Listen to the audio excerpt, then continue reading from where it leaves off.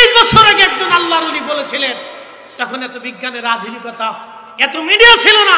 তিনি বলেছিলেন, বাবা ঢাকা শহর বিরান হবে, হাজার হাজার বিল্ডিং ভেঙে পড়ে যাবে, লাশের শহর হবে।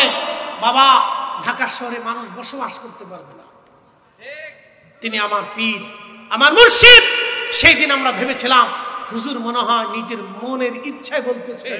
আজকে বিজ্ঞান, ভূতত্ত্ববিদ যারা ভূমিকম্প নিয়ে গবেষণা করে, তাদের গবেষণায় আজ এসেছে বাংলাদেশের সিলেট থেকে নরসিংদীর লেন হয়ে বাংলাদেশের নিচে, মাটির নিচে প্লেট ফেটে চৌচির হয়ে আছে। যে কোনো সময় একটা মহামারী, মহা ভূমিকম্প হবে। এই মহা ভূমিকম্পে শুধু ঢাকা না, বাংলাদেশের 18 কোটি মানুষের 14 কোটি মানুষ আক্রান্ত হবে। 1 কোটি মানুষ 5 মিনিটে নিহত হবে। ভূমিকম্প কয় মাত্রা বুঝাইতেছি, ওয়াজ আমি জায়গা মতো আনছি, ভালো করে বুঝেন। ভূমিকম্প 5 মাত্রা। 10 সেকেন্ড ঝাঁকি দিছে, সব মিলিয়ে 26 সেকেন্ড ঝাঁকি হয়েছে, ছোট বড় দিয়ে। এই 5 মাত্রার ভূমিকম্পটা যদি 8 মাত্রায় চলে যায়, আর 1 মিনিট যদি ঢাকা শহরে ঝাঁকি দেয়, কয়টা বিল্ডিং ভাঙবে? এই আজকে ঝাঁকি যদি ওই রকম হতো, আজকের মাহফিল এখানে হতো? বুড়িগঙ্গার পানি রক্তে রঞ্জিত হয়ে যেত। পানি না, পানি থাকতো না। এটা এত সময় দুর্গন্ধে এই মানুষ তো দূরের কথা, আল্লাহু আকবার। 40 বছর আগে একজন আল্লাহর ওলি বলেছিলেন, আপনি বুঝেন বাংলাদেশে উদ্ধার করার মতো হেলিকপ্টার কোনটা আছে?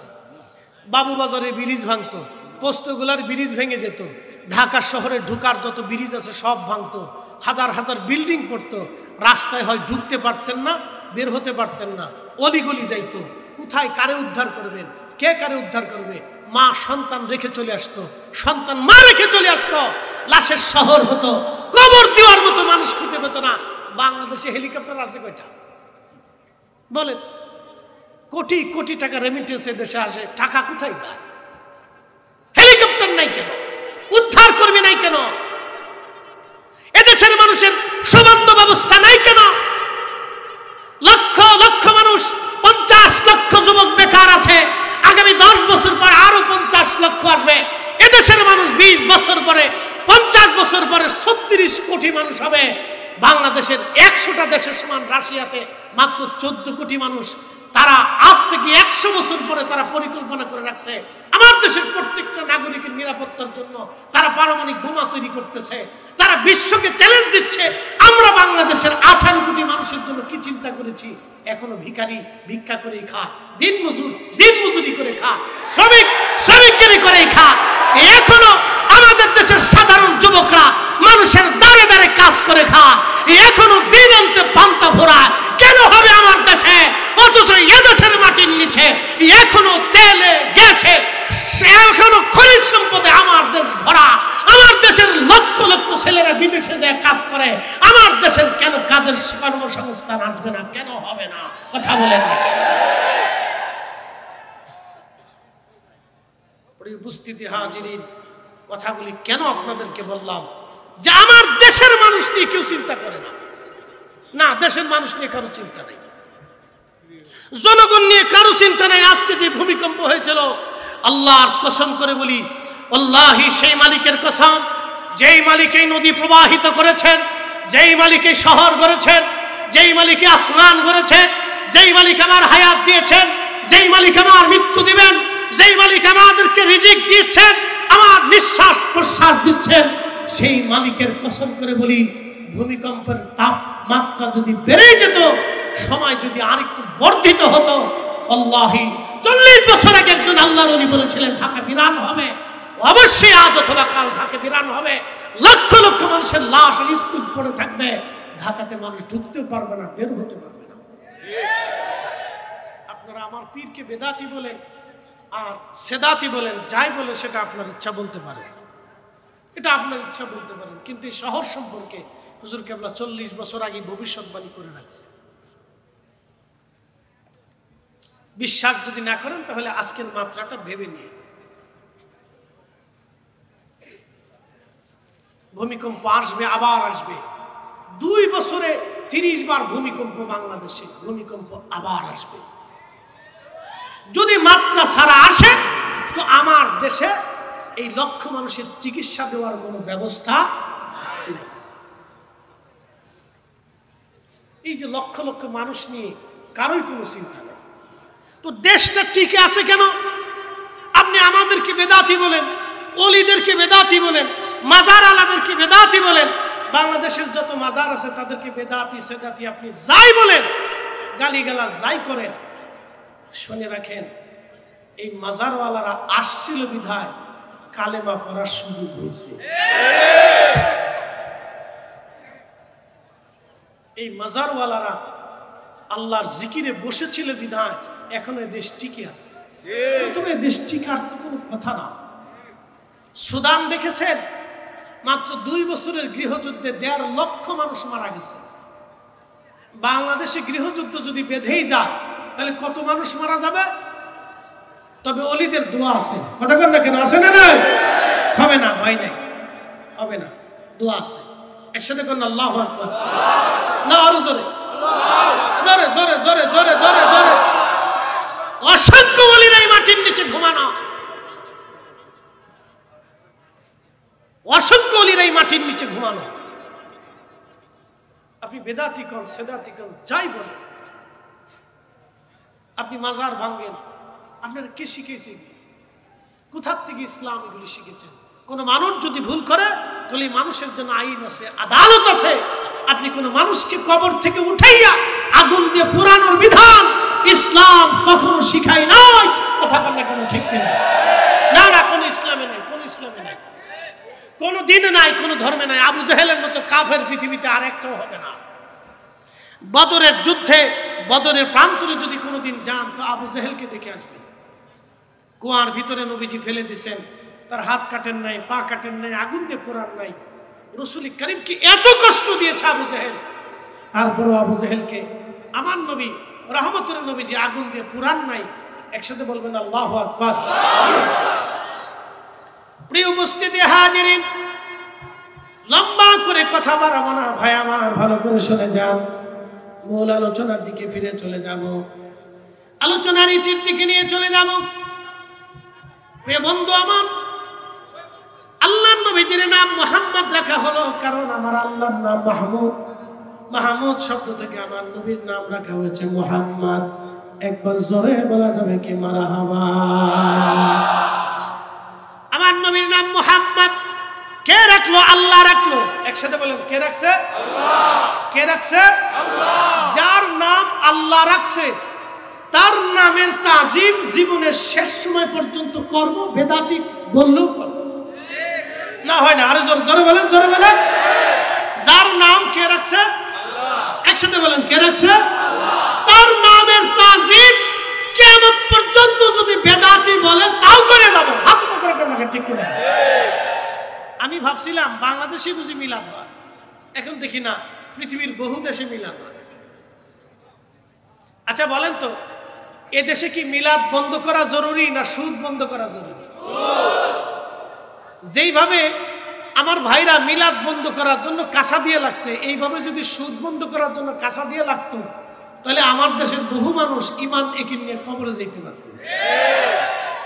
আচ্ছা বলেন তো, মিলাদ বন্ধ করা জরুরি না ঘুষ বন্ধ করা জরুরি? যেইভাবে আমার ভাইরা মিলাদ বন্ধ করার পিছনে উঠে পড়ে লাগছে, তারা যদি ওইভাবে ঘুষখোরকে ঘৃণা করত, আল্লাহর কসম করে বলি এদেশে ঘুষের মাত্রা কমে যেত।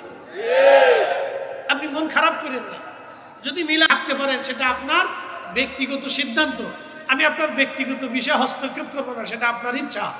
কিন্তু আপনি বলেন তো, এদেশে মিলাদ পড়লে মানুষ যেইভাবে আলেম ওলামারা চিন্তা করে এই মিলাদ থেকে উঠে চলে যেতে এখানে বসবো না, ওই আলেমরাই যদি ঘুষখোরের বাড়ি খাওয়া বন্ধ করে দিত, ঘুষখোরের টাকা নেওয়া বন্ধ করে দিত, ঘুষখোরের টাকা মসজিদে নেওয়া বন্ধ করে দিত, ঘুষখোরের টাকা মাদ্রাসায় নেওয়া বন্ধ করে দিত, তাহলে আমার দেশে ঘুষখোর অন্তত কমে যেত।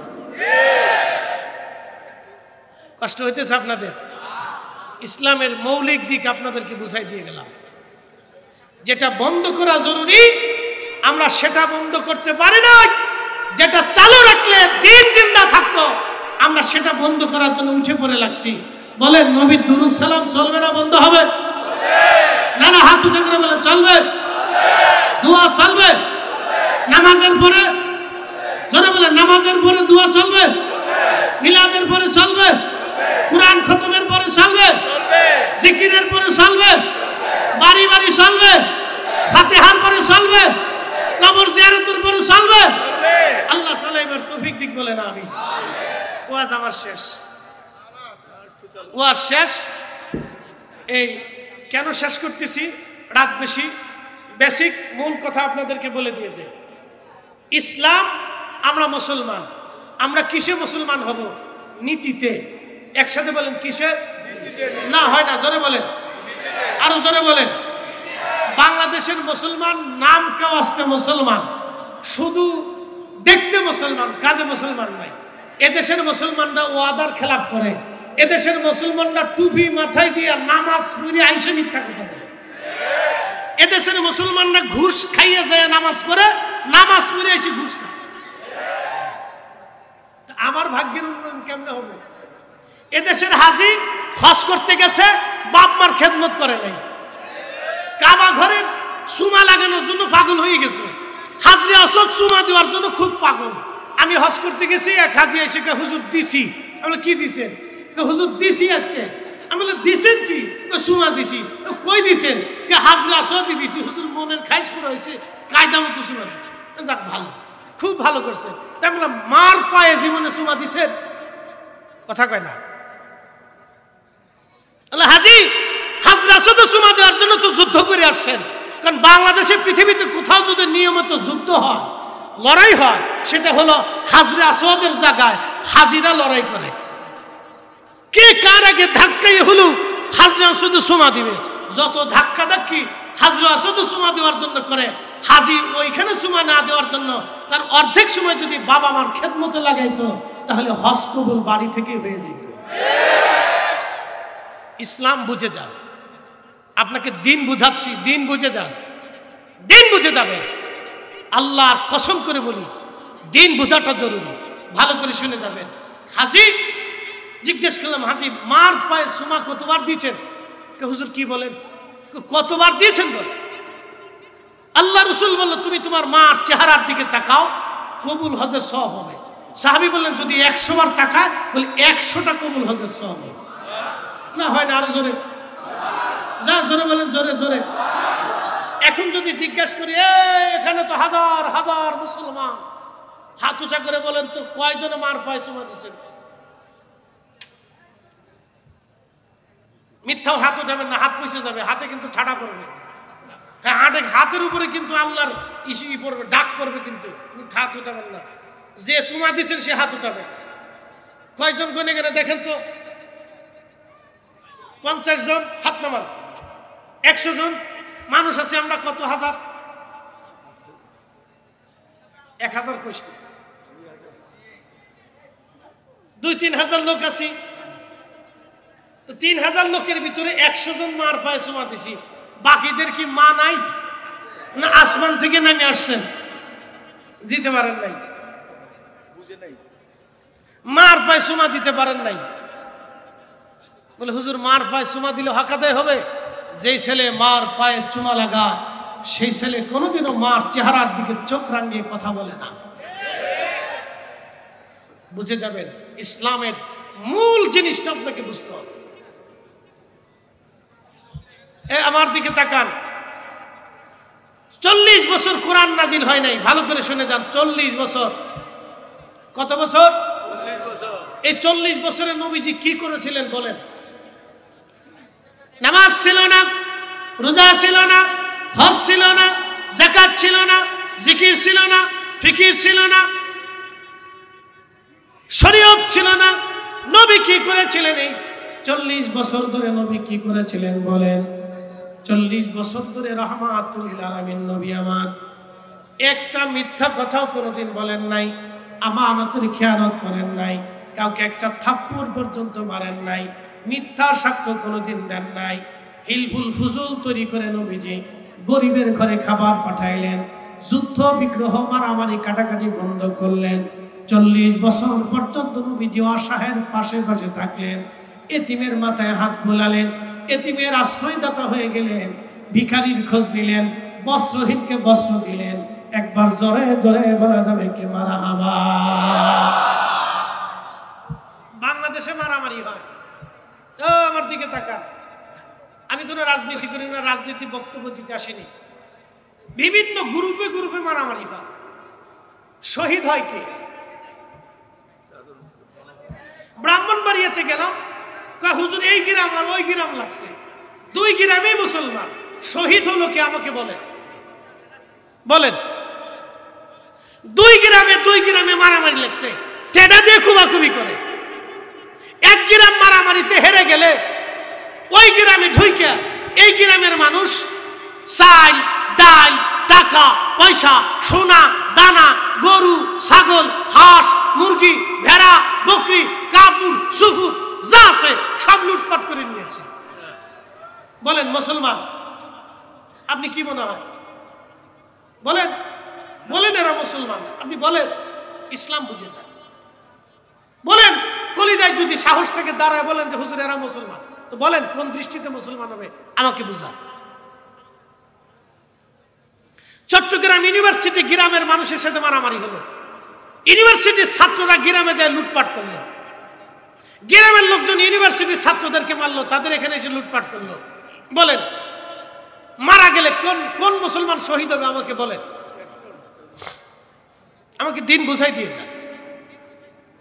পৃথিবীর কোন ওলির মুরিদরে দেখছেন মুরিদে মারামারি করছে? কে আসতে হাত আসতে উঠাইলেন কে? হাত উঠান, বলেন বলেন মারামারি করছে দেখান দেখান দেখান। একসাথে কোন আল্লাহু আকবার, না জোরে বলেন আল্লাহু আকবার, জোরে জোরে জোরে জোরে জোরে জোরে। ওলিরা হক না বেহক? আপনি তো বেদাতি দিন ভোর চিৎকার করতেছেন।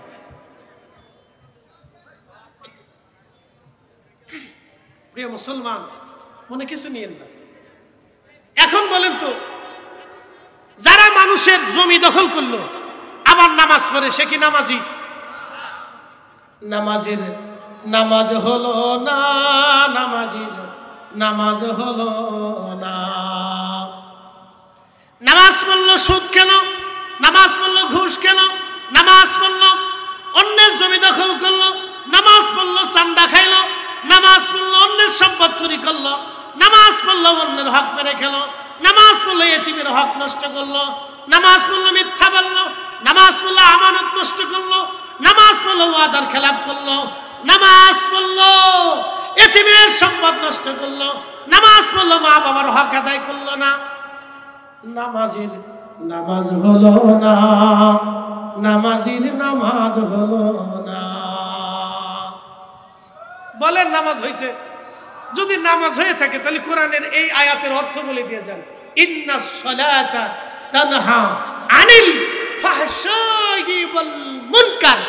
নিশ্চয় আল্লাহ নিজে বলতেছে অবশ্যই নামাজ মুমিনকে ফাহেশা খারাপ কাজ বেহুদা কাজ অশ্লীল কাজ নেককারজনক কাজ থেকে মুমিনকে ফিরায় রাখে। তো নামাজে যদি হয় তো নামাজ পড়ে ঘুষ কেমনে খায়? কি আস্তে কোন কেন, জোরে আস্তে কোন কেন না বলেন? নামাজের নামাজ হলো না, নামাজের নামাজ হলো না।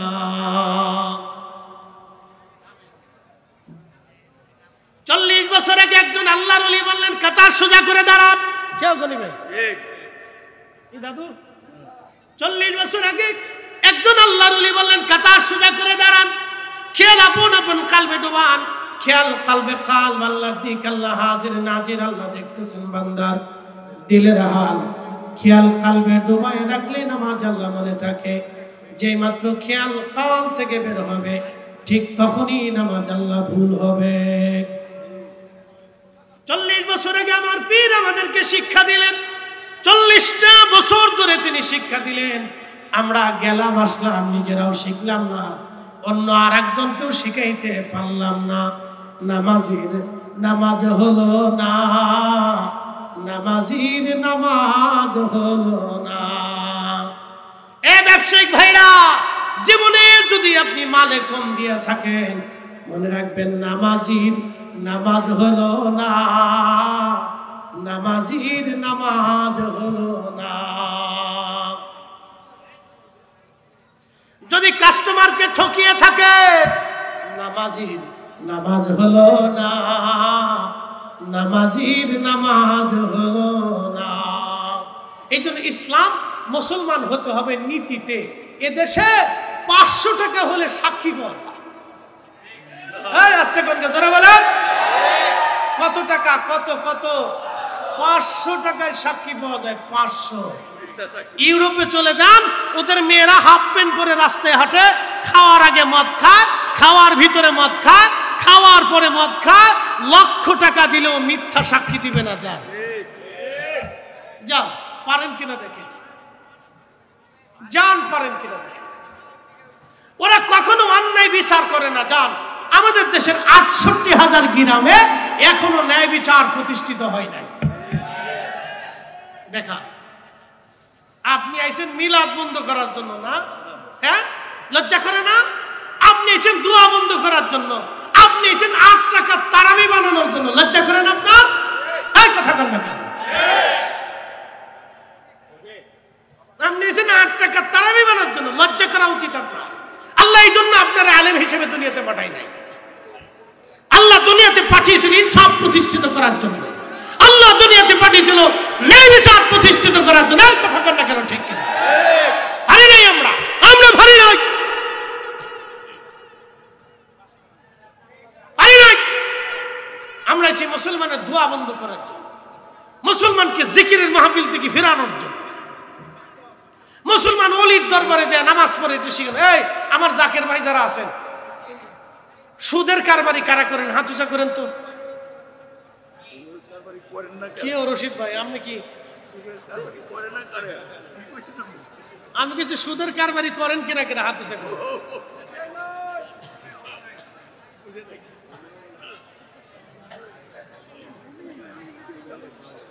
আচ্ছা, আমার পীর ভাইরা হাত বাড়ান, আমি আদার্স জিজ্ঞেস করবো না। আমার পীর ভাইরা যারা আছেন, আটটুসি যারা যান, সুদ খান কিনা কিনা হাত উঁচা করেন তো। নাই, সুদ খান না কে কে? হাত উঁচা করেন তো।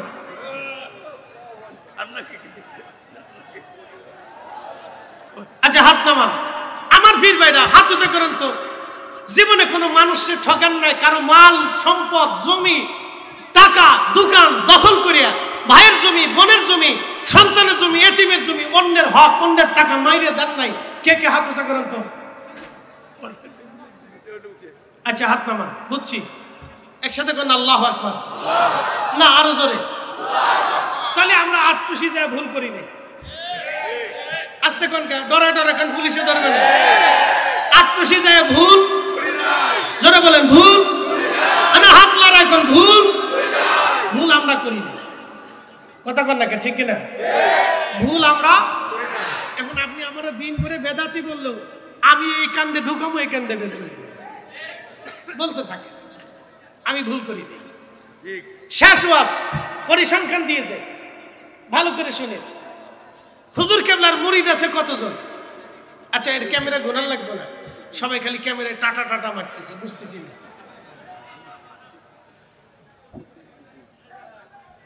আমার দিকে ঘোরান, ক্যামেরাটা আমার দিকে ঘোরান, ওনাদের একটু বুঝতে হবে আর কি।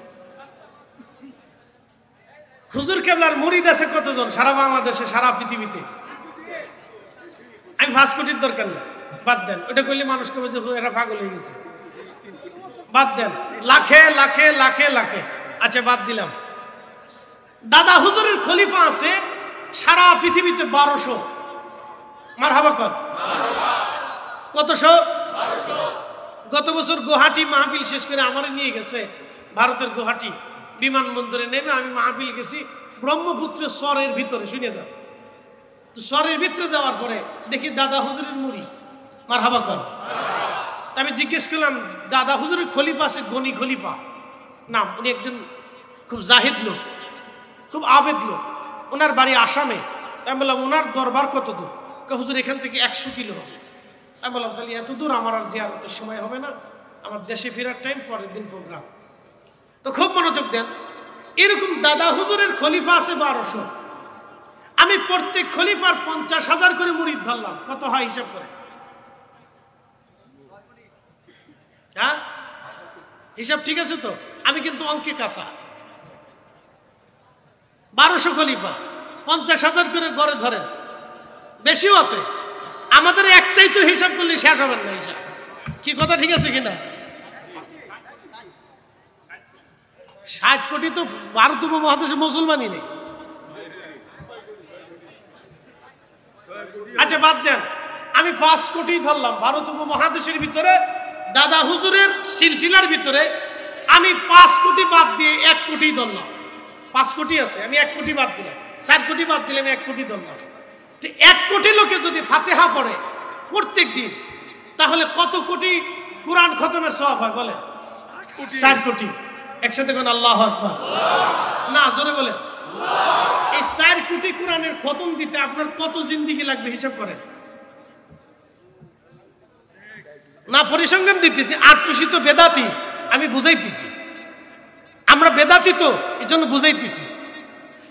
4 কোটি কোরআনের নেকি যদি প্রত্যেক দিন হুজুর কেবলার আমল নামায় যায়, তাহলে এবার বলেন হুজুরের মর্যাদা বাড়ে না কমে? না, আরো জোরে। ফাইতে বলবি 8 হুজুরের ভুল ধরে। কি কথা কর না কে? 4 কোটি কোরআনের খতম প্রত্যেক দিন হুজুর কেবলার আমল নামায় জয়েন্ট হচ্ছে। শুধু এখানে শেষ না, হুজুর কেবলাকে এক পাশে রাখলাম। এই সিলসিলায় যত মুরিদ কবরে গেছে, নকশবন্দিয়া মুজাদ্দিদিয়া, যত মুরিদ কবরে চলে গেছে বছরে বছরে বছরে যুগে যুগে, সবার আমল নামায় প্রত্যেক দিন 4 কোটি কোরআনের নেকি, কোরআন খতমের সওয়াব প্রত্যেক দিন তাদের আমল নামায় যোগ হয়। একসাথে বলবেন আল্লাহু আকবার। কত কোটি? এই হিসাব পরিসংখ্যান দিচ্ছি। তাহলে 8 যে মানে ভুল হয়েছে নাকি বলেন? না, আসতে পারেন না, বলুন ভুল হয়েছে। ভুল হয়েছে। আপনি চাইলে 1 বস্তা দিয়ে মনে লস করে ফেলছেন নাকি কন? হ্যাঁ, বুঝে যান। 14 পুরুষও যদি কোরআন শরীফ পড়ে তো ওই 4 কোটি খতম আপনি পাবেন না। শুধু মুরিদ হওয়ার কারণে সদকায়ে জারিয়ার জন্য। বলে হুজুর কোন দলিলে? আমি আপনাকে বুঝাচ্ছি। এই এলাকায় মাদ্রাসা আছে না নাই? মাদ্রাসায় ছেলেরা কোরআন পড়ে কিনা? আচ্ছা, যারা মাদ্রাসায় দান করে তারা নেকি পাবে কিনা? যারা দান করে কবরে চলে গেল তারা পাবে কিনা? যতদিন ছেলেরা কোরআন পড়বে ততদিন তারা নেকি পাইতে থাকবে, পাইতে থাকবে, পাইতে থাকবে, পাইতে থাকবে। একসাথে মারহাবা। মসজিদ বানাইছে কিনা? যতদিন নামাজ হবে নেকি চলতে থাকবে, চলতে থাকবে, চলতে থাকবে, চলতে থাকবে। বলে হুজুর কেন? এটাই উম্মতে মুহাম্মাদীর 70 গুণ মর্যাদার 1 গুণ। এটার নাম উম্মতে মারহুমা। গুনাহ নিয়ে কবরে যাবে, গুনাহ মাপ নিয়ে হাসরের ময়দানে উঠবে। সাহাবে کرام বললেন কেন? নবী বললেন দুআর কারণে, দুআর কারণে, দুআর কারণে। আমার উম্মতকে আল্লাহ স্পেশাল মর্যাদা দিয়েছে, কোন উম্মতকে আল্লাহ এই মর্যাদা দেয় নাই, শুধু আমি নবীর কারণে আল্লাহ দিয়েছে। একসাথে হাত উঁচু করে বলেন আল্লাহু আকবার। না, আরো জোরে বলেন আল্লাহু আকবার। আমরা এই নবীর উম্মত হইয়া খুশি না বেজার? না, জোরে বলেন খুশি না বেজার? তাহলে কালকে থেকে আমরা নীতিতে মুসলমান হব। কথা কোন ঠিক কিনা? আমরা টাকায় বিক্রি হব, টাকায় বিক্রি হব। হাত উঁচু করে বলেন টাকায় বিক্রি হব। আমরা কিসে মুসলমান? নীতিতে। জোরে বলেন কিসে মুসলমান? নীতিতে। আমরা মিথ্যা সাক্ষ্য কখনো দেব, আমরা কারো ক্ষতি কখনো করব, নীতিতে মুসলমান হব। ওয়াজ আমার শেষ। হুজুর কেবলা যে সিলসিলা এনেছিলেন এটা একবারে বিশুদ্ধ এবং সত্য সিলসিলা। প্রিয় ভাই আমার, যারা কবুল করেছেন তারা ধন্য, যারা কবরে চলে গেছেন তারাও ধন্য। আমি শুধু 1 ফাতিহার হিসাব দিলাম, বাকি নফল, বাকি জিন্দেগি, বাকি বন্দেগীর কথা আমি এক পাশে নাই রেখেই দিলাম। বাকি মাহফিলের কথাও মেনে দিলাম, বাকি ঘরে ঘরে মিলাদ জলসার কথা বাদ দিলাম, বাকি রাত তাহাজ্জুদের সময় রহমত পালন এই ঢাকা শহরের পরে অনেক বাড়িতে বাড়িতে আগে হতো। কি কথা কন না কেন? আমি কি ভুল বলতেছি? মুন্সিগঞ্জ, ঢাকা, নারায়ণগঞ্জের ঘরে ঘরে বাড়ি বাড়িতে আগে রহমত পালন হতো। মারহাবা কন। এখন জাকেররা অনেক বড় ওলি আল্লাহ হয়েছে, তো রহমত পালন লাগে না, মনে কিছু নিয়েন না, দুঃখে কথা বললাম। ঘরে ঘরে রহমত পালন হতো, যদি সম্ভব হয় এগুলো নিজেরা চালু করেন। ডায়াবেটিসের টাকা দিতে হবে না, হার্টের রোগীর টাকা দিতে হবে না, বিভিন্ন পেরেশানির টাকা দিতে হবে না, আল্লাহ রহমত বরকত আপনার ঘরে পাঠাবে। এগুলি আবার চালু করেন, কাজ দিবে। আমরা আলেমুল আমা না পাইলে নিজেরা করে নিয়ে তাও করে। আল্লাহ তৌফিক দিক, সকলে বলেন আমিন। আমরা সংখ্যায় যদি কম হয়, যদি না পান, তাহলে নিজেরা করে নেন, নিজেরাই চালু করেন না, নিজেরাই স্টার্ট করেন, নিজেরাই করেন, নিজেরাই শিখেন। তাও অন্তত হুজুর কেবলার সিলসিলার চর্চা চলতে থাকবে। কথা কন না, ঠিক কিনা? আল্লাহ বুঝার আমলের তৌফিক দিক, সকলে বলেন আমিন। তাহলে বিশ্ব জাকের মঞ্জিলে যে ভুল হয়েছে, আস্তে কোন, আস্তে আস্তে আস্তে আস্তে আস্তে ভুল হয়েছে, লজ হয়েছে, কাল কাজ হয়েছে। কথা কন ঠিক কিনা? তাহলে মুসলমান হব কিসে? নীতিতে। জোরে বলেন কিসে? না, জোরে বলেন কিসে? ওয়াদার খেলাফ হবে, মিথ্যা বলা যাবে, সকলখুরি হবে, সুদ ঘুষ চলবে, হারাম খাবার চলবে, হালালের জিন্দেগি চলবে। কথা বলেন ঠিক কিনা? আল্লাহ হুজুর কেবলার দেওয়া নীতির মুসলমান হওয়ার তৌফিক দিক, রাসূল করিমের দেখারও রাস্তা, নীতিতে মুসলমান হওয়ার তৌফিক দিক, সকলে বলেন আমিন। আসেন নবীজিকে সালাম জানাইয়া।